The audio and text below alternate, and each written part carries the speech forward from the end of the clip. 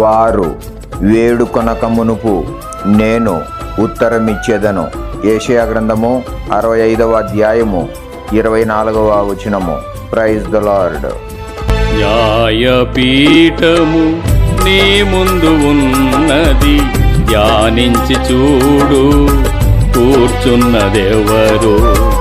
నీవు నశించుట కోరడు ప్రభువు, నీవు నశించుట కోరడు ప్రభువు.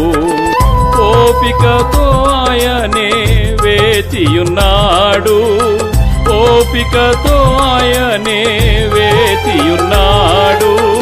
పశ్చాత్తాప పడుమిపుడైనా, పశ్చాత్తాప పడుమిపుడైనా, నిశ్చయమెరుగు నరకము తప్పదు.